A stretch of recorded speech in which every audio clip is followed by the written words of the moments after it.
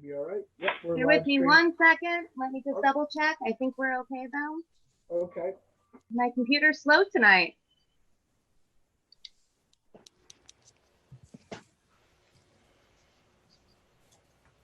We should be good.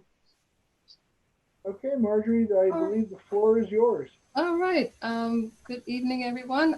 It's 7:30, so I'd like to call the Conservation Inland Wetlands meeting to order. And I'll do roll call. I'm Marjorie Winters. We have Jim Morrison, Don Eaton, Jason Levy, Joe Campoleta, and Charlie Haldeman.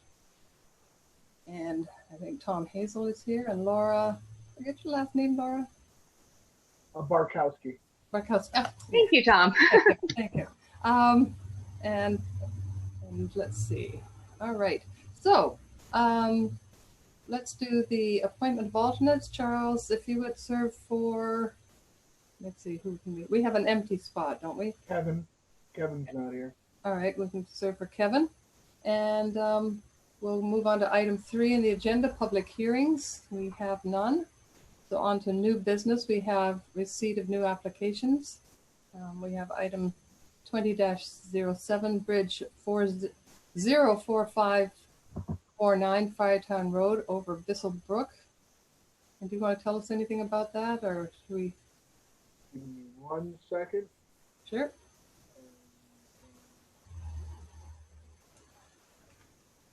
Just doing some office work here for the meeting. Hold on. Yes, application 2007 is a bridge project. It was in your Dropbox. It's a town project. I'm just representing for the engineering department for the acceptance of the application. Considering the date of receipt, we're not allowed to act on it under state statute, so it'll just be a receipt this evening. And with that, the work under the plan as proposed would generally be vegetative maintenance around the bridge abutments, the wing walls in the abutments, and there will be repairs done to the abutments, not full replacement, but concrete repairs due to the age of the abutments. They'll be putting in cofferdams in order to separate the water from the abutments in order to do those repairs. And from the looks of the site plans, it tends to be, it's not going to be like a sheet pile cofferdam because it's not a new dam. They're not doing a full replacement. So it'll be more of an impoundment. I'm at this point reading through the description, didn't catch whether it was going to be a sandbag coffer or if it was going to be something slightly more substantial with a pump out system in order to keep the water out while they do repairs and allow the concrete to set. But it is not a full replacement. It's just what I envision, and in talking to the town engineer, Jeff Shea, is what you see on the bridge pylons on the highways where they're taking sections that are degraded, chiseling them out and replacing them with concrete in order to build it out and structurally make it sound again so they don't fail. It's more of a repair, not a replace at this point in time. The majority of the work seems to be above the water line on the road and with railing replacements and safety replacements for vehicular traffic. But the effects on the wetlands looks to just be the cofferdam, the wing wall repairs, and vegetative maintenance to keep roots from continuing to degrade those abutments. I would say, due to the fact that it's not my pure proposal to you as the Wetlands Commission, I can answer some light questions, but during the next meeting, I can have the town engineer available to answer detailed questions and technical questions for the project. We do have a engineering firm that is in control of the project for reporting and assessment of the project throughout, so that reports will be made to the town as far as impacts. If there's a heavy rain situation or anything like that, they'll be monitoring that situation. And like I said, the impact seems to be minimized to the abutment walls and repairs only. And that can pretty much go for the same narrative for the next application as well. from the proposal. The next application is the same similar bridge revitalization. There's a lot of deck work, a lot of road work, a lot of railing work, but when it comes to the wetlands themselves, it's mainly vegetative clearing in order to keep the root systems out from undermining those walls, and wing wall and abutment wall repairs with cofferdams. That's for the Barndar Hill Road over Thistlebrook. Correct. And then This is more of a state mandate for road safety, and we got some bonding for it, so we're hoping to move forward with that. So does anyone have any preliminary questions for, we'll be seeing these before us in the next meeting. I was gonna say I actually had two things that I was hoping that they could talk about next week or Yep. next 2 weeks. The first is that one of the locations looks like it's in an NDDB area, Natural Diversity Database area. Yeah. But I didn't see anything in the application about that. Okay, I'll make sure that they've applied for that, and I will have I'll have a report, and I'll have Jeff talk to it. But they should have. I believe it's Malone and McBroom is the engineering company in charge of this project. I'm hoping that that's in an NDDB. They should have submitted that application. It should be in process. I know the state is behind on a lot of things, but I'll check on that. Mm-hmm. And then the second thing was that there was the plans referenced I forget exactly what they called it, like a water handling plan or a water management plan, something like that, for how they're going to handle the water pumped out of the cofferdams. Yep. And if that is ready in draft form or even concept form, I think that would be it's going to be a key part of the discussion, I imagine. Yeah, I'm sure that they have some kind of sediment control because of the pumping will stir things up, and then they want to settle it out before they send it down. But Yeah, exactly. Plan for coffers. I'll make the town engineer aware of those two questions so that he can be aware of that for the next meeting. Thank you, Jeff. Does anyone else have any questions or things they'd like to see in the application, John? Do you know how old the bridges are? From what I recall from the narrative, I'm thinking 50s and refurbed in like the 80s or something like that, Okay. if my mind serves me right. That was my next question, if they had been fixed before or Yeah, the last time they had been refurbished. Yeah, the railing system on one of them looks like you could drive right off of it. It doesn't look very good. But yeah, I think from the narratives, we're originals, 50s, refurb, 80s, and I think they're up for another 40-year refurb. And then we have one more new application. Yes, Mr. Taylor is with us. He is the applicant who's being received tonight for 507 Firetown Road. Mr. Taylor, I'll start off with a brief for you. The resident was noted to be building a shed within the wetlands area and the floodplain. And so I noticed Mr. Taylor for the building of the shed without a wetlands permit for doing it within the wetlands, and notified him of the steps he would have to take in order to rectify the situation. One being that he would have to apply for a inland wetlands permit. It is a section of area that is maintained and mowed on his property. There's a small lot of what I would consider coniferous, for lack of a better term, Christmas trees grown in this area. He was constructing a small shed. It was noticed by a resident and brought to my attention. I noticed Mr. Taylor and his family that he needed a wetlands permit for such an activity. And he is working with the town also for the certified floodplain manager for the town on proper installation of a shed in the floodplain. So these things are all in flux. Tonight we are only accepting this application. I will be asking for a meeting sooner rather than later for another incident. So Mr. Taylor we will be able to vote on him at our next meeting. But I've seen the shed. We've had some pictures emailed out. from one of our chairpersons. If you haven't got it, it's a 10, Mr. Taylor, 10 by 10 Yes. shed on a little peninsula by the river, the stream that flows. Bissell Brook. It's not a real huge river. It's more of a brook, a stream. It's a little peninsula outset of the squared off tree area where they kind of grow Christmas tree type conifers. If you can think of a tree farm type of situation, but it's very small. And so, Mr. Taylor, with that, I'll let you speak to your activity and let the commission know what you're proposing to do. So you want to explain what I was doing? Yes. Yeah. Well, I've been here since 1972, and part of my almost yearly activity is dealing with beaver dams and clearing out brush. But to make a long story short, over the years, I had a huge brush pile building up there by a willow that I had planted.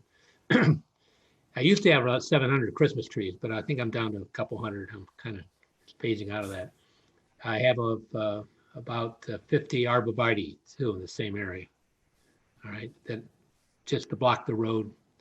But I started to clear out the pile and I've always had a bridge there too, but it was just a white cedar post bridge. So I decided to upgrade the bridge. I had to move the brush pile, which I had to anyway, because it was starting to slough into, not Bissell Brook, but into my spring-fed brook or stream. And so I started out with the bridge, using my daughter's old swing set supports. And then I had to build a deck to get up to the bridge because it was now up above the water table for the whole field. I think it's about the level of the road, actually. And then it was so beautiful down there. I have a view down the stream to West Ledge, the ridge there. Plus, I was down there early in the morning, and we've always had mallards. We've always had blue heron, of course, the beavers, and just about every other animal. So I decided to expand the deck. And then my wife got stuck. We were with my mother out in Ohio. She's 99 in hospice care. And my wife decided to stay with her. And now with COVID, she is there in Ohio. And if my wife leaves, she's got to, my mom will be put up on the hospice floor. And she's not going to do that. So I decided to build a shed, a she shed, for my wife to thank her for staying with my mom. But again, I know there's wetlands rules. And I know when I built my deck, I had to get some kind of approval, even though I was digging posts 30 feet from the wetlands. I have about an acre of wetlands, spring fed, by the way. And, but I was a DIY project that I thought would be free, take a couple weeks. And here I am 2 months later and $2,000 later. And evidently somebody didn't like it. So this will be for next time. And you're working with Tom on the application. Yes, I already filled it out and sent pictures, and because he expressed right away that one of the biggest problems could be if the shed were to float away, obviously. And I had put in 10. I'm one of those guys that collect things, so I had old telephone posts. You know, when they get hit, they cut them into sections and leave them by the road for somebody like me to pick up. And so I had that old telephone pole post. So I have 10 of those into the ground. It would be the floodplain. It wouldn't be in the wetlands per se. And now that they have the 12-foot culvert there under Bissell Brook on Firetown, my field hasn't been underwater. Plus, arborvitae and blue spruce don't like the water, to sit in water. So my field is relatively dry. I know it's in the floodplain, I'm sure, but it hasn't flooded since. Well, I think they put that culvert in about 10 years ago. So that hasn't been an issue. He's working with Mr. Glidden about the floodplain issue and the anchoring of the shed. Mr. Glidden is reviewing that anchoring system at this point, and he'll have comment for Mr. Taylor in the meanwhile. the area with the agricultural activity is an agricultural activity for the tree farm, but it was the construction of the shed that triggered all of it. But we, like I said, we're not voting in this evening. It's a receipt, and we can formulate our in-depth questions if need be moving forward. But if you have anything, obviously Mr. Taylor's here to answer your question. Do the commissioners have any questions tonight? I was just wondering how high is it? I know I get 10 by 10, but what's the height on it? In the back, it's 8 feet, and in the front, there's a sloping roof, shed roof. It's 10 feet. Okay, thank you. So it's almost 10 by 10 by 10. It's almost a cube. Yeah. Got it. And I anchored, by the way, I anchored the 2x8s pressure treated lumber to those posts with 6 and 8 inch. They're called timber tights, but they're basically large screws. So it's not going anywhere. I spent over $100 on those. I put in about 60 of those to make sure it didn't float up or away. So we will look at it. Any other questions? All right, so we'll look at that next meeting. All right, well, thank you, Mr. Taylor. And Thank you. Tom, I can't mute. You're on mute. Yeah, sorry. Would anybody have any questions or any concerns that may arise to the need for a public hearing? I'm not seeing a significant impact. I haven't gotten any public comments about this other than the initial violation that was ordered for Mr. Taylor. That's the only question I would have. And similar. Are you allowed to say who complained? I don't have that information in Oh. front of me, but if it was a public complaint, I could certainly supply that to you. But Right. at this point in time, I don't have that for you, but we could discuss that at a later date. I'm asking the commission because they have the right, if they feel that there's a significant impact or public interest, that any of these applications that have been submitted tonight for acceptance would warrant a public hearing. And I just want to get ahead of the game on that. So Right. that we can get that rolling if they feel that that's necessary. I leave that up to the commission. Thank you. I don't think so. I don't see public hearing need. John, Charlie, Joe. No. No. Marjorie, I would take a motion to accept the 3 applications for acceptance for a ruling on the next scheduled meeting. Okay, do we have a motion? A motion that we accept the 3 applications for ruling on our next regularly scheduled meeting. And do we have Don't say that. Just say next meeting. Next meeting. meeting? Do You'll you understand why. have a second? Yeah, I second. All in favor? Aye. Aye. All right. Thanks, Mr. Taylor. All Thank right. you. Mr. Taylor, I will be in touch. Great. All right, we're on to general commission business, which is the approval of the minutes of June 16th regular meeting. Were there any changes or additions? Anyone noticed? If not, I'll entertain a motion to approve. Yeah, I move we approve the minutes of whatever meeting that was. I'm June sorry. 16th. I'm losing track of all time because I've just been, self-isolated here. June 16th. But anyways, yes, I make a motion that we accept the minutes. All right, now do you have a second? Anyone have Second. a second? Thank you, Don. Thank you. All right, all in favor? Aye. Aye. No, meetings ago, we used to not do an approval. We were told not to do the approvals, but now we're doing the approvals. So bear with me if I get that one wrong. We'll get everything ironed out. We'll run as smooth as silk before you know it. Yeah, well, because I remember getting no, we don't vote on them. We just file them as is. But there we are. All right, discussion of drought ordinance for the town facility. Jason, you brought the attention that the sprinklers were on during the drought when the water company was saying that we all cutting back. Showed up on Facebook in several places. People were like, if we're being asked not to water, why is Simsbury Farms watering the golf course? And I feel that's a valid question. If we're asking people to not water their lawns, I understand it's a golf course. and you need grass to play golf. I've played golf a few times. But if the town is asking people to not water their grass, I feel like the town should abide by what we're asking the residents to do. The answer that the first selectman gave was essentially, oh, they're on their own well and pond, but I think that was the Park and Recs thing, that they have their own yeah, and pond the and woman well. reiterated that publicly Yeah. on Facebook after being questioned on it.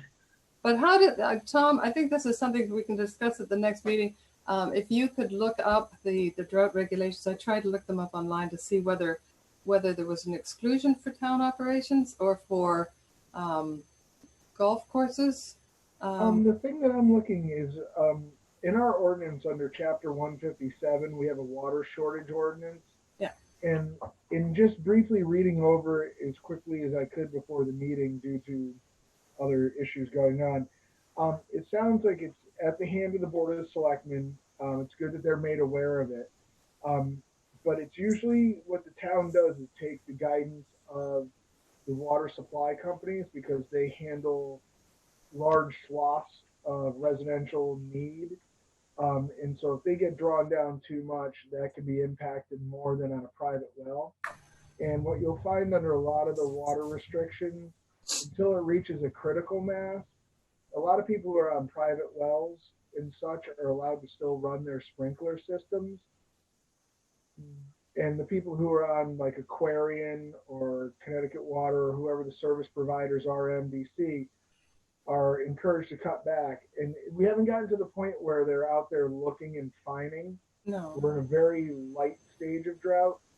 But it would be most likely a Board of Selectmen call as far as town facilities that are well only.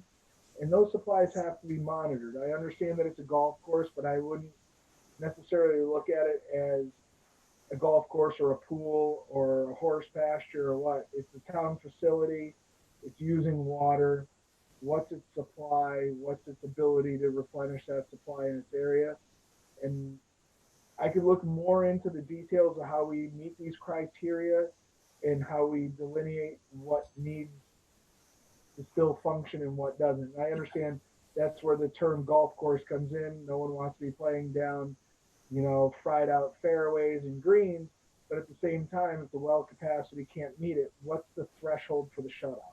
And I know during the originally when Don Rieger was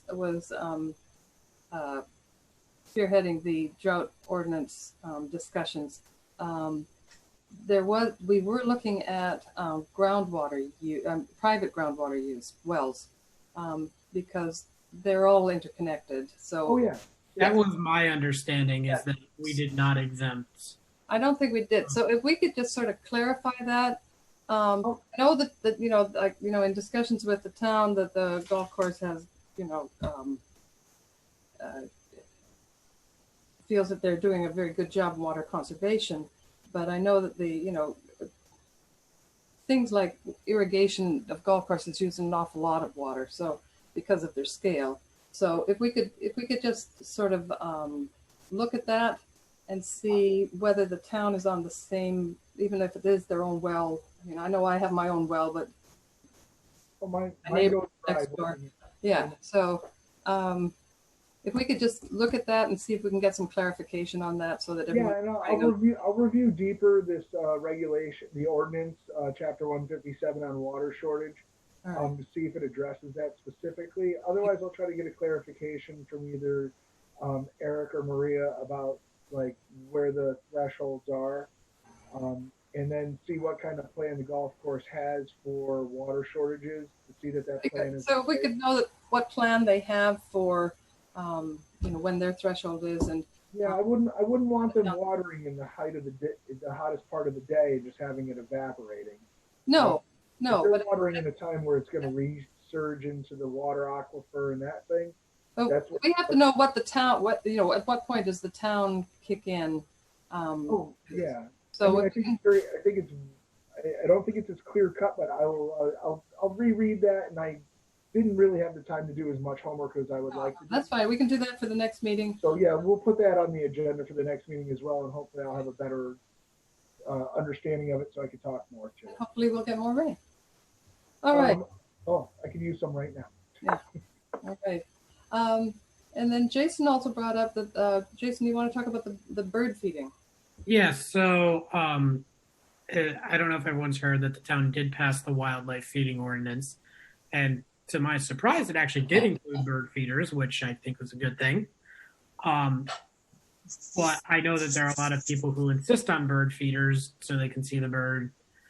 And I guess there is some things that are non-bear attractant that they can still feed with. But, I know, Marjorie, you've mentioned, plant things for the birds. And I don't know enough about what the birds eat or what they like to eat or what should be planted. But I thought that, if we put out a guide for people that, they might be more apt to do that instead of feeding the birds and creating problems for themselves and others. And does the bird feeding limit, are they allowed to feed in the winter months? Yeah, I believe it's September to March or something like that? Yeah, it's like no bird feeders from April through November or something, or April through October. I don't remember the exact dates, but there are a lot. When does that kick in? When's that as effective date? I don't know. I mean, it passed. I still haven't found I haven't looked in the last week for the minutes as to finding out when exactly it takes effect. But I don't know. I don't know if they put this starts next year or this starts now. All right. So when Jason emailed to ask about that, I did look up online. There are several good websites. Audubon certainly has some very good ones. And there are a lot of things I think we don't really have to write up a lot, but it would be good on the conservation page to put links for these sorts of things, what to plant, why natives, where to buy them, all the different things, why you need more than just bird seed to feed the birds. And so there are a whole bunch of links, and I've put together a little sheet, and I'll email that on to Tom. He can distribute it there. But there's plenty out there. We don't have to reinvent the wheel, I think, but having it on our site saying instead of feeding the birds from a bird feeder during these months, there are alternatives. That way, when people get mad that they can't feed the birds, we can say, well, you can still feed them. Here's, a resource for you to work with. And it's a good opportunity to explain to the public that the birds, only some of the birds eat bird seed, but I think it's something like 97% of all songbirds eat insects, and especially the juvenile, the baby birds, they eat mainly caterpillars. So if you really want to feed the birds, you need to raise caterpillars. And fortunately, all of our native trees but I don't know if you know, but it takes about 6,000 to 9,000 caterpillars to raise one nest of chickadees. I believe it. It's probably why I have so many birds. I don't feed them. It's a stunning amount. Fortunately, we don't see the caterpillars because the birds pick them off. So, bird seed is only a tiny portion of what they should be eating. So I would suggest from the commission standpoint, any chance that we have a mitigation project, hence like the planting at the McLean approval for their expansion, that we could suggest to a ecologist or soil scientist that's doing a wetlands restoration to take into account plant selection for bird species as well. Well, I think they did put in, we did, for McLean's, this is for the senior living area.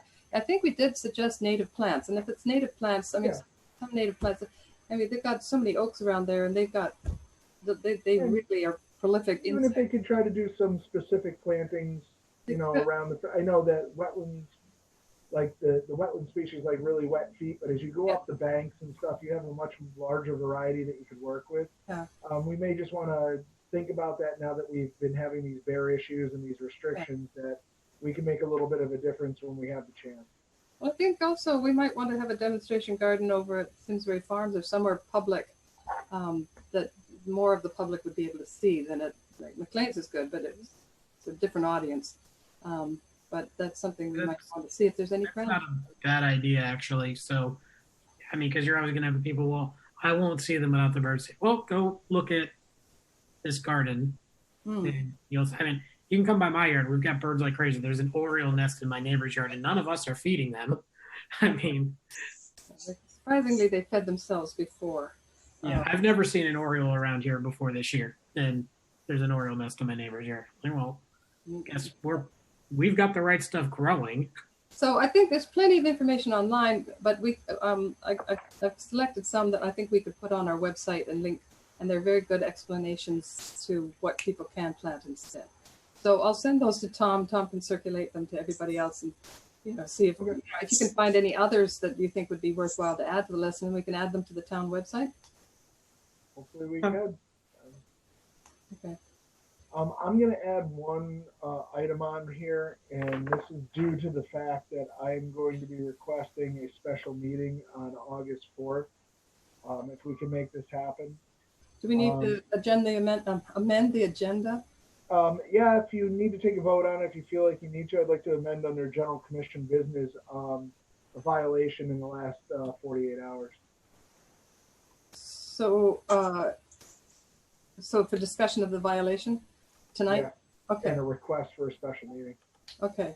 Do we have a motion to do so? Yeah, I'll move that we amend the agenda to put this item on this that Tom has mentioned. I'm sorry. It's been a long day already. I'll second that. Thank you. Okay. Thanks for bailing me out, Jason. And you got Jason, you seconded? All right, all in favor? Aye. Aye. All right. Violation, that's the word I was looking for. Thank you. Well, we've got a particular doozy here. It's over in the condominium complex on Wood Duck. Somebody has found it in their best interest to cut all the vegetation to create a pathway down to the Farmington River, excavate along the Farmington River to make a kayak launch, input stairs, input a quasi boat launch kind of dock. It's basically a pallet on the ground with matting on it. They've got boat storage over there. The complainant from the condo group has been a original owner and was kind of put off by these new people coming in and cutting all this away. They approached the homeowners association president and were, in a lack of better terms, told to pound sand. So basically, this came to my attention yesterday. A notice for cease and desist is being processed right now and will be sent out via regular mail and certified mail tomorrow.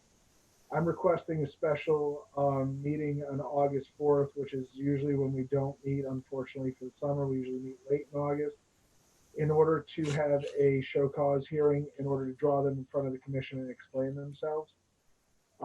This is going to be a violation not only of the homeowners association property and the allowance for this activity. There's town property involved, and there's possibly high water limit activity. So we as a town in my division are assessing to what level and degree we want to take this on. The first step is going to be this cease and desist with a notification that they are to appear in front of this commission to explain why this activity in the upland review area is happening. Why is there the vegetation cutting on a steep slope and potential slope destabilization, and what their plans are for remedy.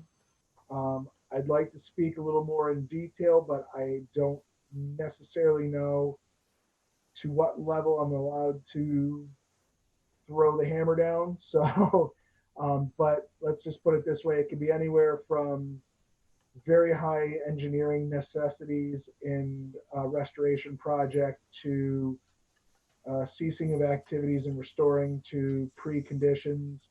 I just need to know exactly where the town wants to take it, and I should have that information in the next week or two. And I hope to present you prior to the meeting, if we can schedule that August 4th meeting, to have all that information in your hands. There was a Dropbox file that Mike Glidden put in there of the pictures he was able to take. I have not been able to be in the office due to the levels of occupancy. I'm not allowed in there when we're above a certain level. So I wasn't able to inspect. I'll be out there to inspect tomorrow. And I plan to take time-stamp dated photos as well and write a report. But that report is in Dropbox. I would ask you to review it. And I will, with my report, there'll be a copy of the cease and desist and what violations and what level of violation we are going to pursue. We could pursue to illegal activity on town property, and that's going to be a big problem, depending on how the reaction from the homeowners association is. So I request this show cause hearing at your leisure for August 4th. If you're amendable to that and it's able to get a quorum, I would be very happy with that. I don't have any objection to August 4th. Yeah, I don't either. I'm available. Everyone else?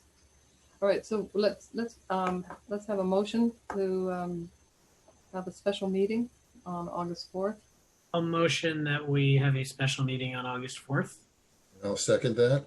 All in favor? Aye. Aye. Okay, Thank you very much. I will, like I said, as soon as I have every bit of information that I can, I will forward it to the commission. thank you. People have been very busy during, Yeah, a lot of downtime adds to a lot of issues. I've noticed that lately. no, it's not only with the town. I know the land trust has had several things come Yeah, before this. it's manifest destiny, it seems. Yes, it is. All right, let's see. Anything else on that issue? No, at this point, I'll leave it at that, and I will. I'd rather disseminate details as I'm allowed. Okay, so we're on to item 6, agent actions. Application 2006 47 Squadron Line Road. It was for an above ground pool. The lot is very flat. It was approximately 60 to 65 feet maybe or so from the wetlands. Again, I don't have it in front of me, but from what I recall, I gave them the agent action in order to put it in. There was going to be no excavation. It was just a little bit of sand to level out the bottom of the pool, and then a general above ground pool. I did explain the whole discharge and drawdowns for the wetlands protection, and to not directly discharge towards the wetlands and discharge away towards the opposite side of the property and put their mechanicals over there. I do not believe the pool has been installed at this point. I'm sure they're a little backlogged, but it was a very simple proposal, no deck, no extraordinary landscaping or anything like that. It met all the safety regulations of the building department. So in order to save the commission the time of having to hear someone erecting a pool, I believe actually they may be doing that themselves because it's so flat. I took an agent action on that and publicized it and did the full DEP report as required. Thank you for reporting. We don't have to do anything on that, do we? Don't have, no, that's it. No, as long as you don't have an issue with me approving it, there's no argument. Does anyone have any questions? Issues? Okay. All There right. was just so you know, there was a pre-inspection, and because of the zoning compliance that's required by the town, there'll be a post-inspection as well to make sure it went where it was supposed to. And again, at the post-inspection, I'll reiterate the drawdown and backwashing requirements of the commission. All right, good. Thank you. All right, so on to item 7, correspondence, dam maintenance. It's me again. Yeah. The state has required maintenance of several dams throughout town, reservoirs and ponds on town property. Through my experience over the last decade, this is a normal routine from the state. The state requires it, the state approves it. It's vegetative maintenance so that larger trees and shrubs do not undermine the retaining walls of these earthen and stone dams, so that they do not breach due to root penetrations. So they're just doing a clearing project on these. Unlike more other towns I've worked for, this town seems to know what they have and what they don't have, which is a good thing. But from the sounds of it, from the engineering department and from what I've read, they have not been maintained in some time and do need a vegetative clearing. We're just talking cutting small to medium woody vegetation, mowing, trying to get it down so that it can be maintained more often so that it doesn't get to this point again. But when the state sees that the vegetation is getting too woody and that the dam has a possibility to be undermined by the root systems of these trees, they require the clearing. The town applies for a state permit. The state permit has been approved, so the clearing will work. Vegetation is to be removed from the site, not to be stockpiled or anything like that. So to maintain just a lower vegetative state and get rid of the larger woody vegetation. All right. So they're just notifying us. Yeah, it's a notification, unfortunately. There's not a lot we can condition or demand. We certainly probably could make comment if you would like. If there's something that people don't agree with, how that will be taken is up to the state. Does the town have an inspection or a maintenance plan for these dams? Or do they just rely on the state coming out and looking at it and telling them that it's time to clean it up? You know, from the last two towns I worked in, it's usually a surprise call from the state. Yeah. We actually had to remove one in Windsor that we didn't even know existed because it had been breached back 30 years ago. It sounds like the engineering department is aware of what they have. I don't believe they necessarily have a maintenance schedule. I believe one of these is on town property, like the golf course or something like that. We may maintain that one more often just because we're out there. But with the reservoirs and the such, it tends usually to be a notification that, hey guys, be aware, this has to be done. It's time. And I would have to really talk to, it's usually engineering and DPW that are in charge of some of these because of the scale of it. It's usually not Parks and Rec unless it's on their property. I would have to check a little more into how the town has that listed. Windsor, quite frankly, when I was leaving, we had just inventoried all our dams and found that one that we had to remove because it had been breached because the state found it. But we literally knew about 1% of the dams in town. It was kind of scary. Old farm ponds, they're the worst. Mm-hmm. Nobody remembers they're there. Nobody remembers why they were there because the farms are long gone. Yeah, it would just be nice if the town would be a little more proactive about, you know, maintaining these dams that they own. It saves a lot of risk. And unfortunately, some of them are inheritance. I know the reservoirs and what's on the town property necessarily isn't. But when I know that Griffin Land owns several in Windsor, and while they changed hands, not everybody knew what they were inheriting, and it was a learning curve. So there's an inheritance issue that comes on with private ownership, but these are town projects. I'm assuming that we have a general understanding. I'm trying to get a little better grip as I mature in my position and move along with the town a little bit more. So moving forward, I would hope that they're not surprises and more or less just maintenance. Yeah. You know, this would be a good question for any large upcoming land acquisitions that the town is considering. Yep, have an assessment. I mean, we usually get an assessment in some form of engineering assessment. One would hope that that would be identifiable, but sometimes, like I said, if it was a defunct farm that had a 2-acre farm pond out in the middle of what was a field and now is all wooded, it might not be picked up necessarily through their assessments unless they're on the ground, which, considering the bills that they charge, one would hope that they would be on the ground looking. But yeah, that is a wise question to always ask. Are there any impoundments, any dams, or any structures that might need maintenance or need to be removed? I think the town is aware of some that it may not belong to them, but that, they have a dam safety rating on a lot, the better known dams in the town. Yeah, we bought a 95-acre golf course in Windsor, and while the dam had been breached in one of the large hurricanes or storms, and it was long defunct, the state still regulates that as a dam, even though it has been breached, and they will either require you to reestablish it and maintain it, or remove it to their liking. And that was part of the environmental assessment we had to do after the fact, because even though I brought it to the town's attention, it wasn't getting everyone's quite the full attention that they needed, that they may have to rebuild the dam whether they want to or not. So it's a valid question when looking at properties. And I think of that with the Meadowbrook acquisition. I don't know of anything out there. I'm not very into the weeds on that one and the details, but something like that, you might want to say, hey, do we know of any former farm activity or former impoundments or mills or anything like that? It's a good question to ask.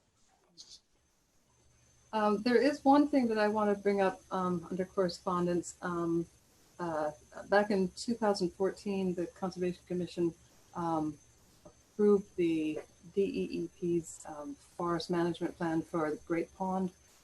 It also included the Masako Forest, which is over by Tooten Hills. I don't know if you've noticed off West Mountain Road, there's some logging going on. It has stopped for the moment when a group of people questioned why that was being logged. So that's an interesting thing going on in the town. It wasn't really the Masako, from my reading, the Masako Forest logging was not really well described in the Great Pond management plan. And the interesting thing is the wood that is being logged is being sent to Canada for chips and burnt. It's a beautiful forest. If you get a chance to go in there, I did hike it a couple of weeks ago. It is, despite its location on West Mountain Road, there are remarkably few invasives. I think there were 3 that I saw walking. 3 of them were removed. But it's a beautiful forest, absolutely beautiful. And it's scheduled to have 80% removal of its canopy. So there are petitions to request that it not be logged. DEP has been having meetings with town people. It's an interesting situation. Is that a state property or is that a town? It's a state property. State property, and then the state, does send it to Conservation Commission for approval of their logging plan, but there wasn't really much of a logging plan for this. We had the same thing here in Vernon. We had a major clearing going on right down the street from my house. It's a management for hickory. They're trying to have more hickory and some other hardwoods come in. But I understand that it was quite a shock when you went in there about how much of the clearing that went through. It was a lot. It has a lovely understory. It's also on the Wildway. It's a connection from the east-west wildlife habitat connection. So is that a state park or a state tree farm? Like Great Pond is right up the street. It says tree farm on it. So. Yeah, no, I mean a lot of forests are for management, timber harvest. Not all of them, but with this one, originally the land was purchased for fire suppression in a forest. It was right next to the rail line, so they wanted. It was an experiment forest to see how forests recovered from the fires that were caused by the sparks from the trains. So that was the original intent of that. The Great Pond was different. They had a different management strategy. So it's an interesting thing, but it's something that I think the commission should be aware of. It has generated a lot of public interest. Our state representatives and senators are involved. So it's something that the citizens are very concerned about. And it's really, just to cut the trees down just to make wood chips doesn't seem to make No. sense. So DEEP did come out. There were about 50 people on site the day they came out, all masked up and interested. And there have been Zoom presentations by the state, but we haven't heard what's the ultimate thing. But a really pretty forest. I encourage you all to go in there and look at it. And if you're interested in, there is a petition on it to say what yay or nay for future logging. And the idea was that I think the state was getting $21,000 from the logger to log the property, and that's at $21,000 over 20 years, I think. So and the money goes into other forestry projects, but it makes you look at some of our logging practices a little bit more. The area that was logged was quite heavily disturbed. And if you go into the woods, you can see that the trees that are marked, there are snags that are marked, there are tiny trees that are marked. I mean, it's just, there won't be much left at the end of it. So something to be aware of. All right. And so, unless anyone else has any correspondence or notices, then I would entertain a motion to adjourn. Oh, and before we go, just congratulations again to Jason. He had a son, Jack. Congrats. 2 days ago, No, Thursday. Thursday. Thursday. Okay. 8 pounds, 11 ounces. Nice. Welcome to Jack. All right. So motion to adjourn. Motion to adjourn. And a second. We have a second. Second. All right, thank you. All in favor? I'll do it. I don't even, I'm not even on. I'll do it. All right. Thank All you right. very much. Thank you. Thank you. Thanks. See you in August. Thanks. Be safe, everyone.